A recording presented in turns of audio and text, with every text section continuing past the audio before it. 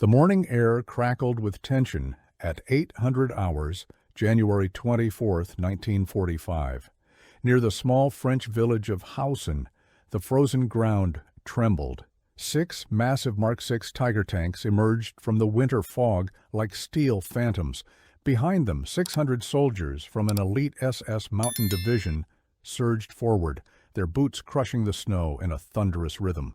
The American position was about to be overrun, and in that moment, a 5-foot 6-inch farmer from Kentucky made a decision that defied every rule of warfare.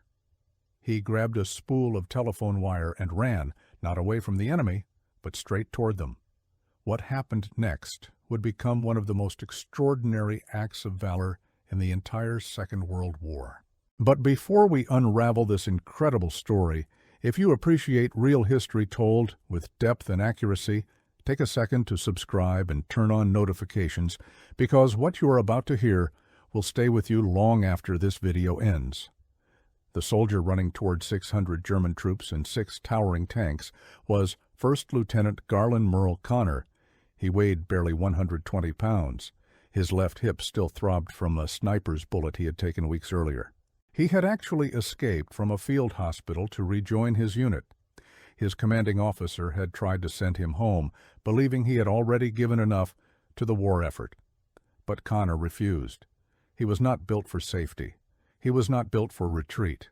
He was built for the front lines, and now, with the German war machine bearing down on his brothers, he was about to prove exactly what he was made of. He unspooled the telephone wire as he ran, his thin legs pumping through the frozen mud and snow. Artillery shells exploded around him, trees splintered and shattered, showering him with wooden shrapnel.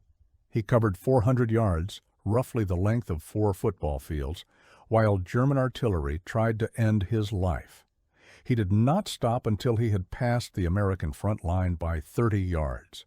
He was now alone, deeper into no man's land than any sane soldier would ever go. And then he dove into a shallow irrigation ditch, barely deep enough to cover his body, and began to hunt. To understand why Garland Merle Connor did what he did that freezing January morning, you have to understand where he came from. He was born on the 2nd of June, 1919, on Indian Creek, a quiet tributary of the Cumberland River in Clinton County, Kentucky. It was the heart of Appalachia, a land of rolling green hills, tobacco farms, and people who measured a man not by his words, but by his work. Connor was the 3rd of 11 children. His family was poor, even by the standards of the Depression era. There was no electricity, no running water, just the earth and the sweat you poured into it. By the time he was old enough to carry a rifle, Connor had become something more than a farmer. He was a hunter, a silent, patient stalker of wild game. His father taught him to move through the Kentucky woods without making a sound, to track deer and wild turkeys for miles, to wait motionless for hours until the perfect shot presented itself. He learned to see movement that other men missed, to anticipate the behavior of his prey, to become invisible even in broad daylight. These skills, forged in the Appalachian wilderness, would one day make him the most dangerous forward observer the German army ever faced. Connor was a selectee for the military and entered the United States Army on the 1st of March, 1941, in Louisville, Kentucky. He completed his basic training at Fort Lewis, Washington, where he was assigned to K Company, 3rd Battalion, 7th Infantry Regiment, 3rd Infantry Division. This division would become one of the most battle-hardened units of the entire war. They called themselves the Rock of the Marne for their legendary stand in the First World War. In the Second World War, they would earn a different kind of reputation, one written in blood and fire across North Africa, Sicily, Italy, and France. On the 23rd of October, 1942, Connor and his division departed the United States from Norfolk, Virginia. They were headed for the invasion of French North Africa, Operation Torch. Connor was about to begin a journey that would take him across 8 major campaigns, 4 amphibious assault landings, and 28 months of continuous combat on the front lines. Most soldiers who survived the war saw action for a few weeks, maybe a few months. Connor spent over 800 days facing enemy fire. By the time he was done, he would be wounded 7 times, earned 4 Silver Stars, 4 Bronze Stars, at least 3 Purple Hearts, and a Distinguished Service Cross that should have been a Medal of Honor from the very beginning. The invasion of North Africa was Connor's baptism by fire. He waded ashore at Fadala, Morocco, on the 8th of November 1942 as part of Operation Torch. The fighting was swift and brutal. American and Allied forces wrested control of North Africa from the Axis powers in just 3 days. But those days taught Connor lessons that would save his life many times over. He learned how to read terrain, how to anticipate enemy movements, how to stay calm when bullets cracked past his ears. He learned that in combat, hesitation meant death. And he learned that he had a gift, an almost supernatural ability to see the enemy before they saw him. His fellow soldiers noticed it. They said Connor could spot a squirrel moving its tail in a tree from hundreds of yards away. In the chaos of battle, this ability made him invaluable, and it made him terrifying to the Germans who never saw him coming. From North Africa, the 3rd Infantry Division moved to Sicily. They landed at Licata in July of 1943, and for 38 days they fought their way across the war-ravaged island. Connor was in the thick of it, always volunteering for the most dangerous patrols, always pushing further forward than anyone else dared. While other soldiers went on night scouting missions with team members, Connor operated alone. He moved through the darkness like a ghost, gathering intelligence that saved countless American lives. His superiors took notice. In October of 1943, he earned his first Silver Star for gallantry in action. It would not be his last. The citation spoke of his courage, his leadership, his complete disregard for his own safety. But Connor never talked about it. When anyone asked him about his medals, he would simply say that he did what he had to do, and that was all there was to it. After Sicily came Italy, and with Italy came Anzio. The Anzio campaign was one of the bloodiest chapters of the entire war. American and Allied forces landed on the Italian coast in January of 1944, hoping to outflank the German defensive lines and open a road to Rome. Instead, they found themselves trapped in a bloody stalemate. The Germans counterattacked with ferocious determination, and the beachhead became a slaughterhouse. Men died by the thousands. Artillery barrages rained down day and night. And in the midst of this hell, Garland Merle Connor thrived. He earned his 2nd Silver Star at Anzio, leading his platoon through some of the most intense fighting of the campaign. He was promoted to Technical Sergeant on the 13th of January, 1944. His men trusted him completely. They knew that when Connor led them into battle, he would always be at the front, never asking them to do anything he would not do himself. As one soldier later wrote, he had such confidence in Lieutenant Connor that he would have followed him anywhere he wanted to go. The fighting at Anzio took a heavy toll on Connor's body. On the 6th of March, 1944, he was wounded in action for the first time. The injury was severe enough to earn him a Purple Heart, but it did not keep him out of the fight for long. He recovered and returned to the front lines, only to be wounded again in August and again in September. Each time, he refused to stay behind. Each time, he pushed his battered body back into combat.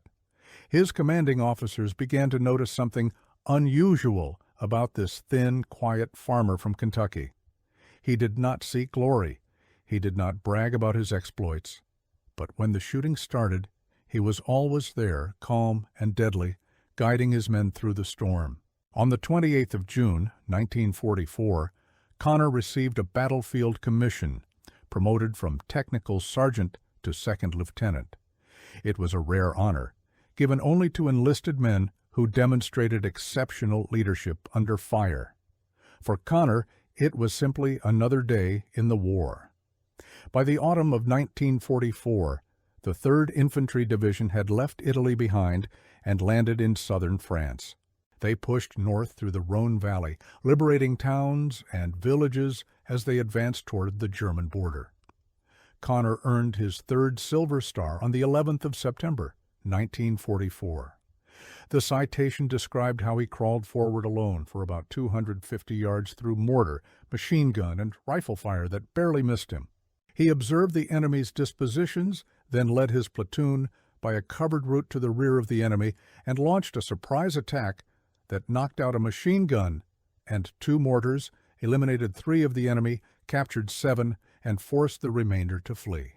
It was the kind of action that would have ended most soldiers' careers in a hospital bed or a coffin. For Connor, it was just another day on the front lines. On the 29th of December, 1944, he was promoted to first lieutenant, and just a few weeks later, he would face the greatest test of his life. In late December of 1944, the German army launched its last great offensive of the war, the Ardennes counteroffensive, known to history as the Battle of the Bulge.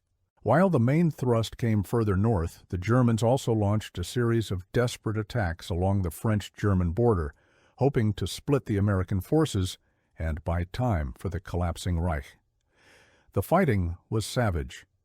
Near the town of Husson in the Alsace region of France, the 3rd Infantry Division found itself facing the full fury of the German war machine. On the 23rd of January, 1945, a German panzer division attacked the 2nd Battalion of the 7th Infantry Regiment.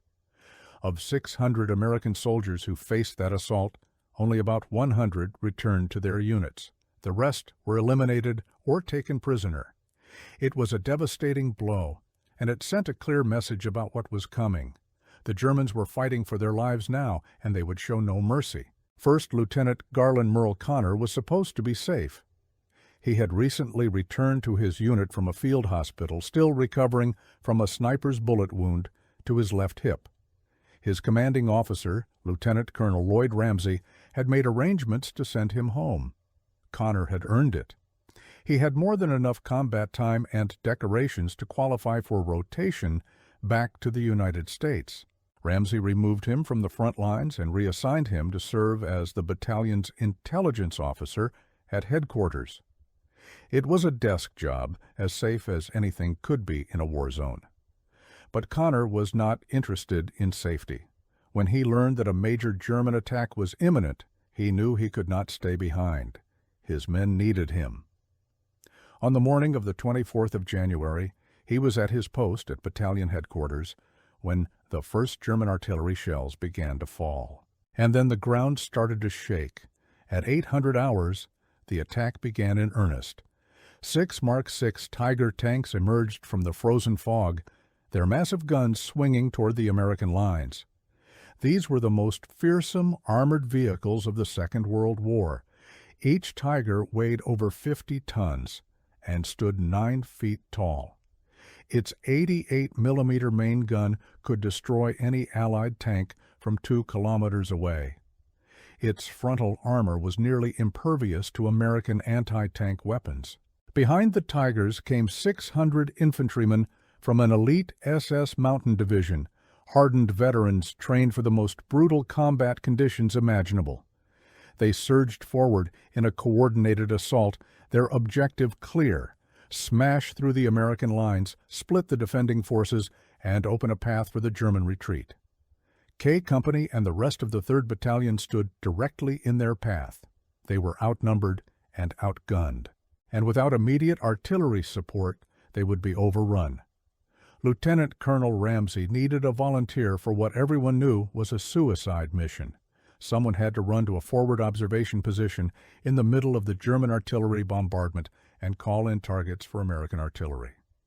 The only way to stop the German tanks and infantry was to guide high explosive shells onto their positions with pinpoint accuracy. But the forward observation position was beyond the American front line, deep in no man's land, where the observer would be completely exposed to enemy fire. The chances of survival were almost zero. Ramsey asked for a volunteer. Garland Merle Connor raised his hand immediately.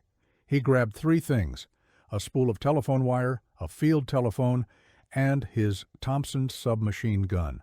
Another soldier, Private First Class Robert Doodle, volunteered to go with him, and then they ran.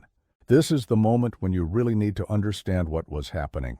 Right now is the perfect time to hit that subscribe button, because, trust me, the story only gets more intense from here. Connor and Doodle sprinted across 400 yards of open ground as German artillery shells exploded around them. The earth erupted in geysers of mud and snow. Shrapnel whined through the air. Trees were torn apart by the blasts, their shattered trunks flying through the sky like spears. Connor unspooled the telephone wire as he ran, creating a lifeline back to battalion headquarters. This wire was not just for communication. It was also a trail back, a way to navigate through the smoke and chaos if he survived long enough to need it. Just like he had marked trees when hunting deer in the Kentucky forests, Connor was using the telephone wire to maintain his spatial orientation in a landscape that was rapidly becoming unrecognizable. Doodle was hit by shrapnel during the run and went down. Connor kept going. He could not stop. He could not turn back. He covered the 400 yards in what must have felt like an eternity, the crack of bullets and the roar of explosions filling his ears. And then he reached the American front line, and he kept running. 30 yards past the last American position, he found a shallow irrigation ditch in the frozen earth and threw himself into it. The ditch was barely 12 inches deep, perhaps 30 centimeters. It covered only part of Connor's thin body. His head, shoulders, and upper back were exposed to the advancing enemy. He wedged himself into the frozen earth, trying to make himself as small as possible. The temperature was well below freezing, and the bitter wind cut through his uniform like a knife. He could see the German tanks rumbling toward him, their engines growling like mechanical beasts. He could see the 600 SS infantrymen advancing in formation, their rifles and machine guns ready, and he could feel the vibration of the artillery shells landing all around him, the concussive waves slamming into his chest. He was alone, 30 yards ahead of his own lines, with nothing between him and the German army but his telephone, his submachine gun, and his will to survive. He picked up the receiver and began to call in coordinates. The hunt had begun. Connor's voice was calm and steady as he relayed fire missions to the artillery commanders in the rear. He called out coordinates, adjustments, corrections. Each time a round landed, he observed the impact and made minor changes to bring the next salvo closer to the advancing Germans. This was not random shelling. This was surgical precision, guided by a man who had spent his childhood learning to track prey through the Kentucky wilderness. He knew how to anticipate movement. He knew how to lead a target. And he knew how to wait, motionless, invisible, until the perfect moment to strike. The first American artillery rounds began to fall on the German formation. High-explosive shells detonated among the advancing infantry, throwing men into the air, tearing apart the careful formations. The thunder of the impacts rolled across the frozen landscape like the wrath of an angry god. And in his shallow ditch, Garland Merle Connor kept calling in coordinates, his voice never wavering. The Germans quickly realized that someone was directing the devastatingly accurate artillery fire. They began to search for the hidden observer, scanning the landscape for any sign of movement. But Connor had learned to remain motionless for hours while hunting wild turkeys in Kentucky. He had learned to control his breathing, to slow his heartbeat, to become invisible even when exposed. The Germans passed within yards of his position without spotting him. They were looking for a man, and what they found was a frozen shadow in a ditch, indistinguishable from the churned earth and scattered debris of the battlefield. All the while, Connor kept calling in fire missions, adjusting the artillery to follow the German movements, turning the frozen field into a death trap. The SS infantry, some of the most elite soldiers in the German military, found themselves caught in a storm of steel and fire. They could not advance. They could not retreat. They could only die. For 3 hours, Lieutenant Garland Merle Connor lay in that ditch at temperatures well below freezing. His uniform was soaked with melted snow and frozen mud. His fingers were numb, barely able to hold the telephone receiver. His wounded hip throbbed with every movement, but he did not stop. He did not retreat. He kept calling in fire missions, kept adjusting the artillery, kept directing the destruction of the German assault. At one point, the enemy infantry got so close that he could hear their boots crunching in the snow just feet away. He could hear German officers shouting orders, could hear the heavy breathing of soldiers who had been running through shell fire. A German soldier charged toward his position with a grenade in his hand, coming within 5 yards before an American round cut him down. Connor dispatched other Germans who came too close with his Thompson submachine gun, then returned to his telephone to continue directing fire. He was not just surviving, he was hunting, and the Germans were his prey. As the battle raged, the Germans regrouped and prepared for a massive final assault. They knew they had to break through the American lines or face annihilation.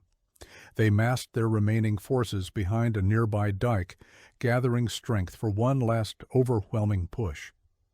Connor watched them from his ditch, counting the soldiers, estimating their numbers, calculating the trajectory they would need to take to reach the American positions.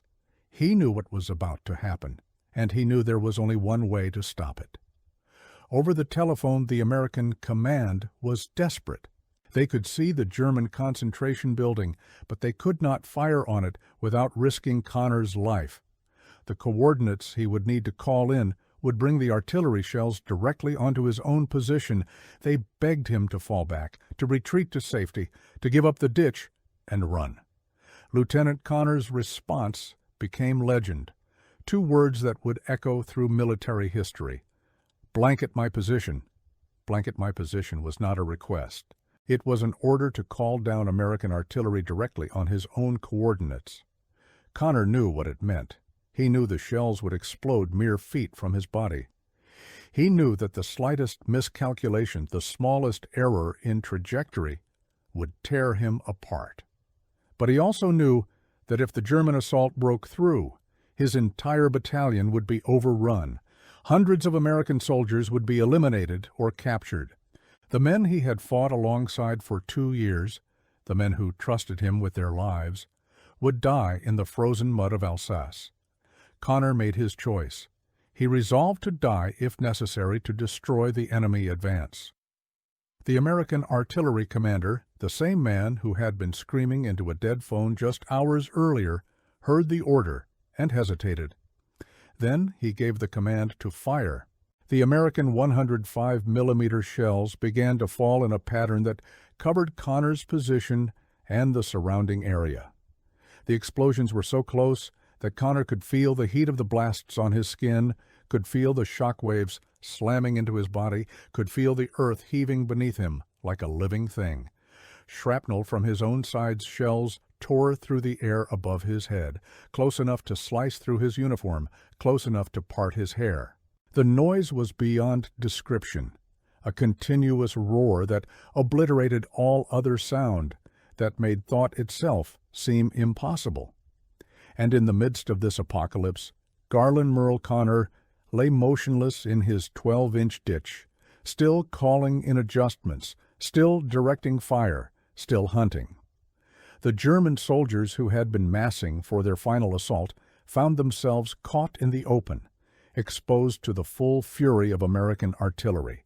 They were thrown through the air like rag dolls. They disappeared in clouds of earth and smoke. Their screams were swallowed by the endless thunder of the explosions. The German formation collapsed. Officers shouted orders that no one could hear. Soldiers ran in every direction, desperate to escape the storm of steel that was consuming them. The carefully planned assault disintegrated into chaos, then into rout, then into silence.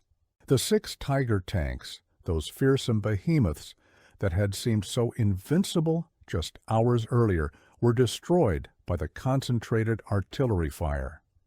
The 600 SS infantrymen who had surged forward with such confidence were scattered, broken, defeated.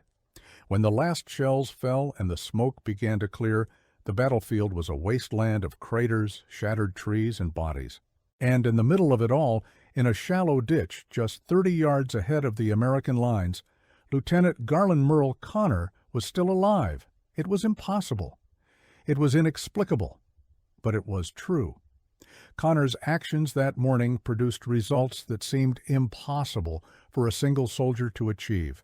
The artillery he directed while under constant enemy fire eliminated approximately 50 German soldiers and wounded an estimated 100 more. He had stopped an assault by 600 elite infantry and 6 Tiger tanks using nothing but a telephone, a spool of wire, and the hunting skills he had learned as a boy in the Kentucky hills.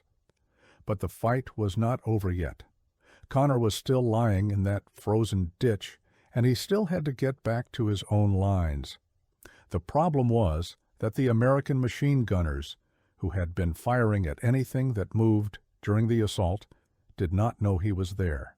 They had lost visual contact with him hours ago. As far as they knew, anyone coming from that direction was an enemy. Connor began to crawl. His hip was a mass of torn flesh and shattered bone from his earlier wound, aggravated by hours of lying in the frozen earth. His hands were frozen into claws, barely able to grip the ground. But he crawled anyway, inch by painful inch, back toward his own lines. The American machine gunners opened fire on the movement in the smoke.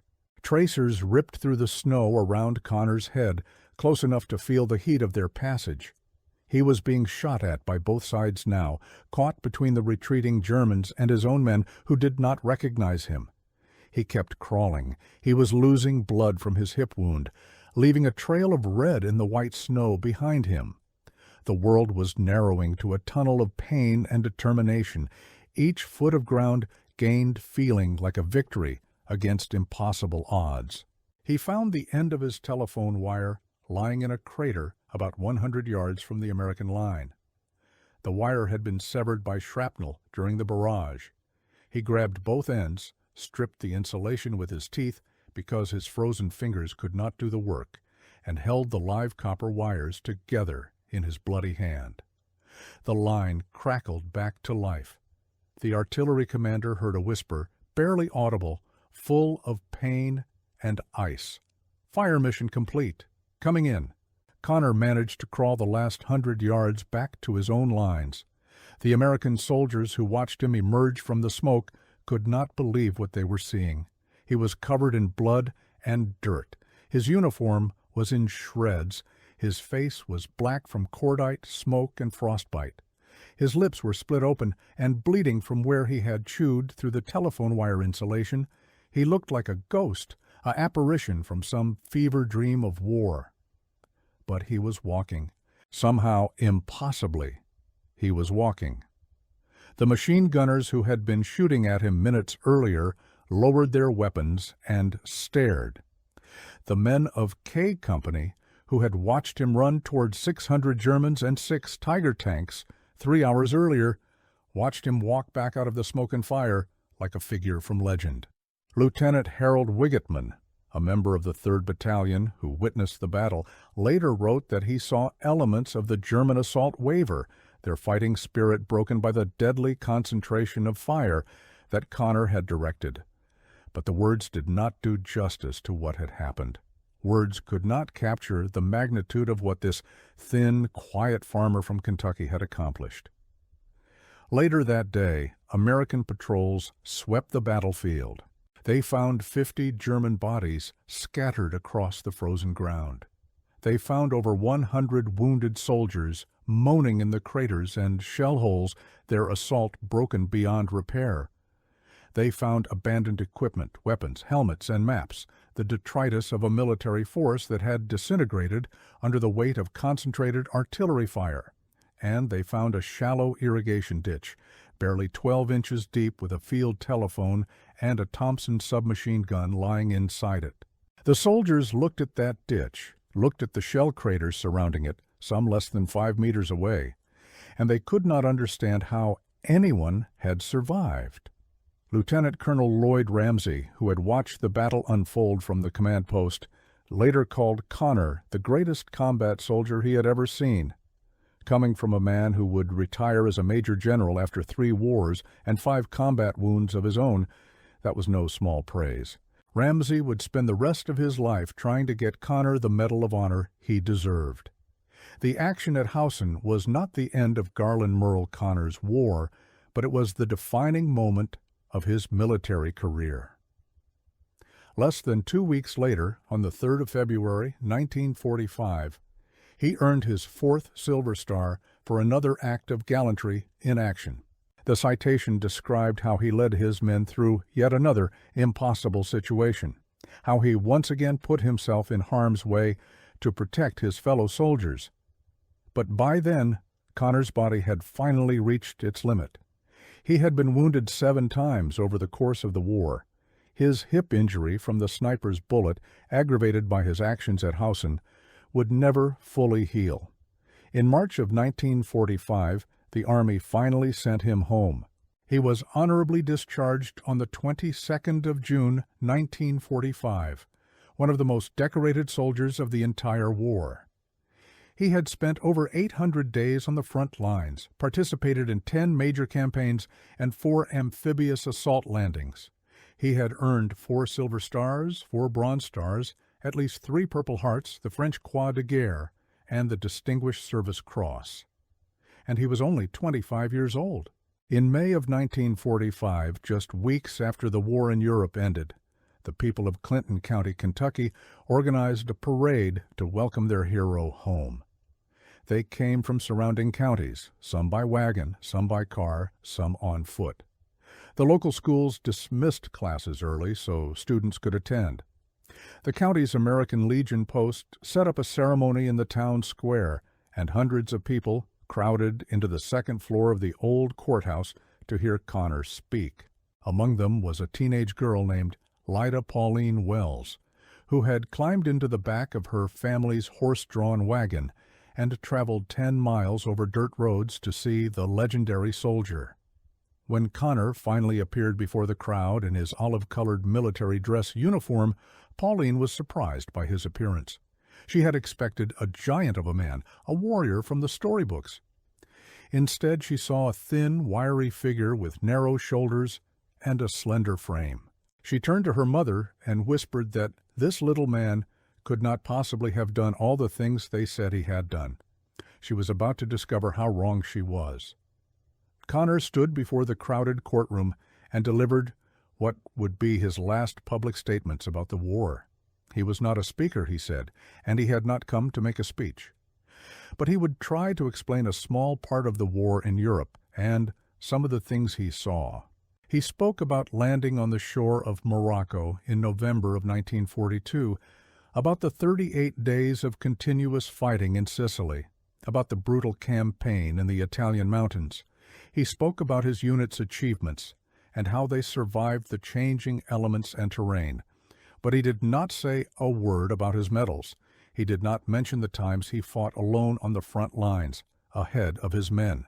He did not speak of the frozen ditch at Howson or the 3 hours he spent directing artillery fire onto his own position. When he finished, he stepped away from the podium and disappeared into the crowd. Sergeant Alvin C. York, the most decorated soldier of the First World War, was also in attendance that day. He and Connor began a friendship that would last for the rest of their lives. They understood each other in a way that few others could. They had both seen the face of war, and they both carried its weight in silence. 2 months after the parade on the 9th of July, 1945, Garland Merle Connor married Lyda Pauline Wells. Their courtship had been brief, just 2 weeks, but Pauline had seen something in the quiet farmer that others missed. Beneath his humble exterior was a man of extraordinary strength and character, a man who would never boast about his accomplishments, but would always be there when someone needed help. They settled on a farm on Indian Creek, a few miles north of Albany, Kentucky, in a home with no electricity or running water. They worked the land with mules and horses, growing tobacco and raising livestock, building a life together in the shadow of the Appalachian Mountains. In 1950, the government bought their property for the impoundment of Lake Cumberland, and they moved to a new farm in the southeastern part of Clinton County. They had one son, Paul, who was born 9 years after the war ended. Connor never told his son about his wartime exploits. When Paul asked about his time in the Army, his father would give the same cold response. "We went over there, we did what we had to do, and it needs to stay over there." Connor's medals and decorations remained stored in a weathered military duffel bag in the living room closet. He never displayed them. He never talked about them. He never sought recognition or praise for what he had done. When locals in Albany would ask about his time in the war, he would hush them quickly. "I'd done what I had to do," he would say, "and that's all there is to it." He became president of the Clinton County Farm Bureau, a position he held for 17 years. He was active in various veterans organizations, including the Paralyzed Veterans of America and the Disabled American Veterans. He spent countless hours traveling across Clinton County and 10 neighboring counties, helping fellow veterans file claims for benefits that were owed to them. He and Pauline would load their paperwork into their Buick sedan and drive to veterans' homes or meet them at courthouses, doing whatever they could to help. It was work that gave Connor a sense of purpose, a way to serve his fellow soldiers even after the fighting was over. But the war never truly left him. At night, Connor would sometimes wake in the grip of terror, reliving moments from the battlefield that no amount of time could erase. Instead of returning to bed, he would retreat to the family's wooden porch and sit for hours, smoking cigarettes, staring into the darkness. Pauline noticed the episodes, but did not fully understand them. Post-traumatic stress disorder would not be widely identified until the Vietnam War, decades later. Connor carried the burden internally, never voicing his anguish to his family. He suffered symptoms that would haunt him for the rest of his life, the price paid by those who had seen too much and survived when so many others had not. If anyone had post-traumatic stress disorder, it was Merle, Pauline would later say. But in those years, there was no name for it, no treatment, no recognition. There was only the silence of a man who had witnessed horrors that no human being should ever have to see. In 1979, Connor suffered a heart attack while working on his farm. It was the beginning of a long decline that would eventually claim his life. He underwent open-heart surgery that year, and a second surgery 11 years later. He developed kidney failure, diabetes, and Parkinson's disease. His son Paul took over the farm after the heart attack, continuing the work that his father could no longer do. As Connor's health deteriorated, he began to reflect on his life in ways he never had before. Listening to the stories of other veterans, hearing about their struggles and their sacrifices, awakened something in him that he thought he had buried long ago. For the first time, Pauline noticed what seemed like regret in her husband's eyes. He had always been reluctant to seek personal glory, always focused on helping others rather than himself. But now, facing the end of his life, he seemed to wish that things had been different. In 1996, a man named Richard Chilton wrote a letter to Connor. Chilton was a former Army Green Beret from Wisconsin who was researching the wartime service of his uncle, Private First Class Gordon Roberts, who had been eliminated in action at Anzio on the 31st of January, 1944. He had heard that Connor had served with his uncle and wanted to learn more about his final moments. Connor, no longer able to speak or write due to a stroke, invited Chilton to his Albany home. Chilton visited on a fall day in 1996 and sat with the elderly veteran in the family living room, asking questions about the war, while Connor nodded his answers from his wheelchair. He learned that Connor had indeed served with his uncle, and that Connor had carried Roberts in his last moments to a medical aid station. As Connor relived that moment from 50 years earlier, he began to weep. Pauline offered to sort through her husband's old war records to search for documentation of Roberts's service. She carried the weathered military green duffel bag out of the living room closet and pulled out old paperwork, records, and medals contained inside a cardboard box. As Chilton skimmed through the pages, his eyes widened. He saw the Purple Hearts and Bronze Stars and Silver Stars.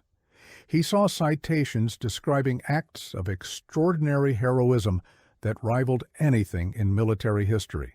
He saw a record of service that spanned 10 major campaigns and 800 days on the front lines. "My God," Chilton said to Pauline, "this man should have been awarded the Medal of Honor." Chilton, feeling sudden inspiration, asked if he could pursue an application for the medal on Connor's behalf. Pauline turned to her husband. He was looking at her with tears in his eyes, and for the first time in 50 years, he nodded yes. Garland Merle Connor passed away on the 5th of November, 1998, at the age of 79. His body had finally given out after years of illness, but his spirit had never broken. At the Weldon Haddocks Funeral Home in Albany, hundreds of people waited in line to pay their respects. Veterans whom Connor had helped over the years approached Pauline to express their gratitude. Neighboring farmers whom he had assisted as president of the Clinton County Farm Bureau came to say goodbye. He was buried in Memorial Hill Cemetery in Albany, just a few miles from the farm where he had spent his life. The Medal of Honor application that Chilton had started remained unfinished, but it was not forgotten.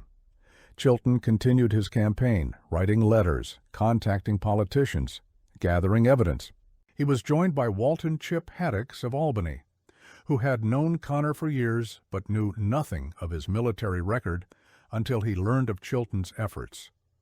Together they would spend the next 2 decades fighting for the recognition that Connor had never sought for himself. The campaign to get Garland Merle Connor the Medal of Honor faced seemingly insurmountable obstacles. Many of his military records had been destroyed in a fire at the St. Louis Record Center in 1973. The Army denied initial requests for the change of award, saying it was too late.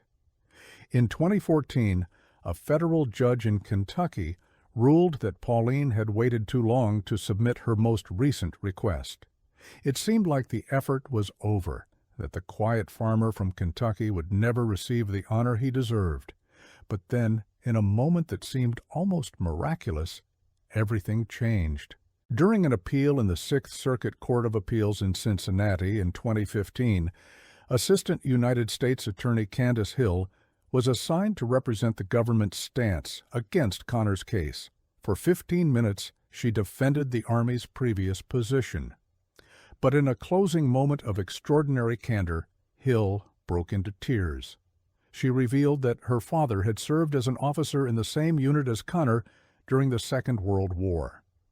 Her father had suffered a severe leg injury on the 25th of January, 1945, just 1 day after Connor's heroic actions at Husan.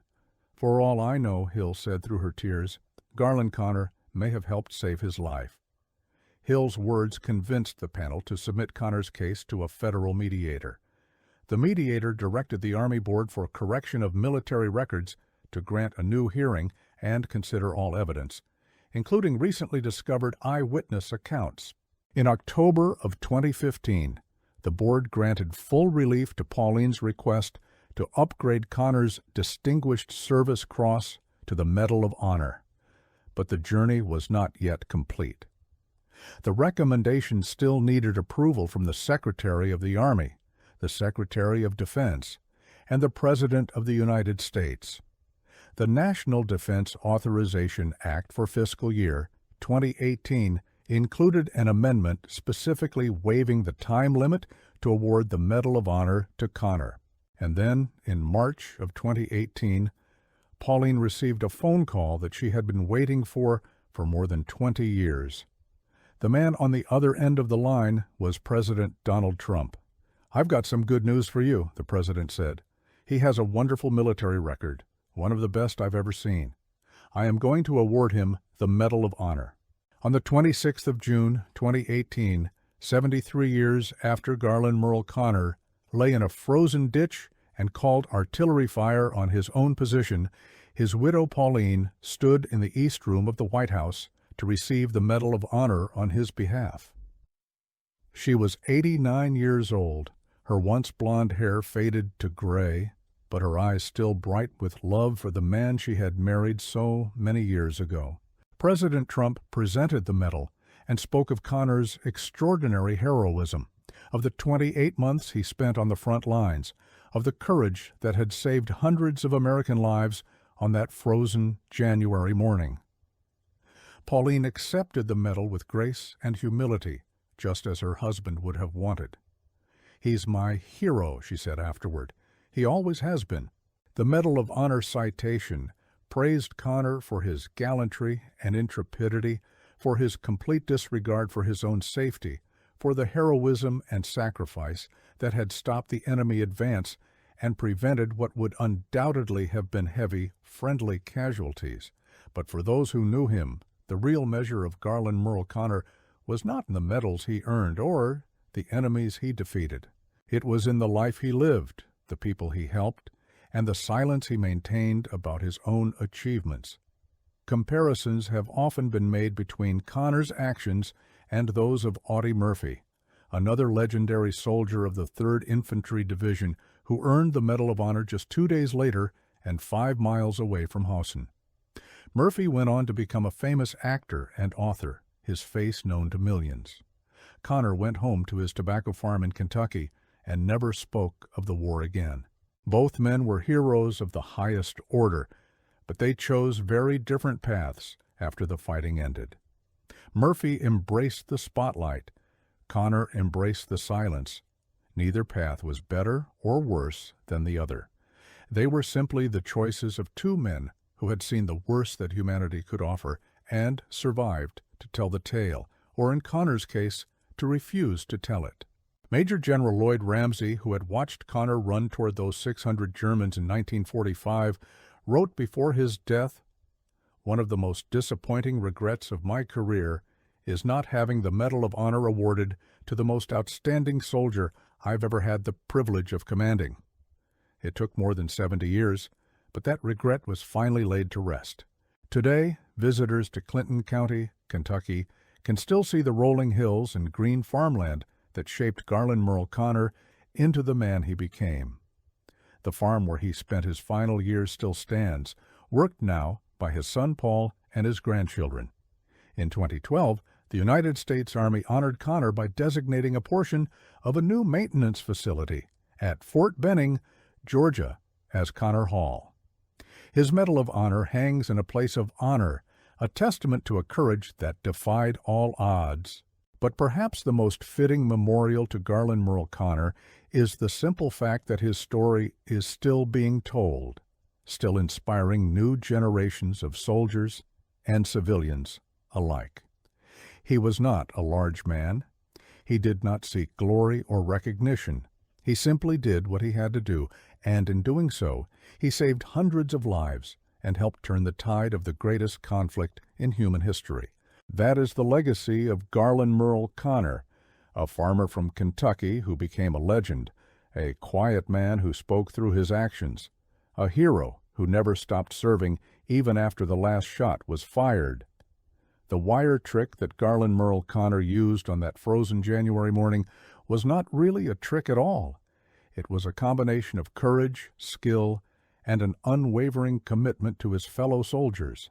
He used a simple spool of telephone wire as a lifeline to American artillery, transforming himself into a one-man fire direction center in the middle of no man's land. He used the hunting techniques he had learned as a boy in Kentucky to remain invisible to an enemy that passed within arm's reach of his position. And when the moment came to make the ultimate sacrifice, he did not hesitate. He called fire on his own coordinates, resolved to die if necessary to stop the German advance. That he survived was a miracle. That he never spoke of it was a testament to his character. He did not think of himself as a hero. He simply thought of himself as a soldier who did his duty.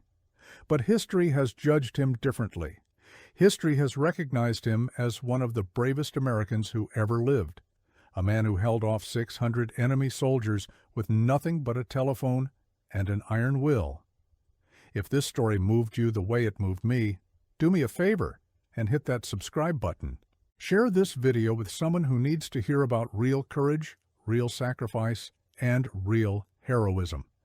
Because stories like this one deserve to be remembered, they deserve to be told, and they deserve to inspire us all to be a little bit braver in our own lives.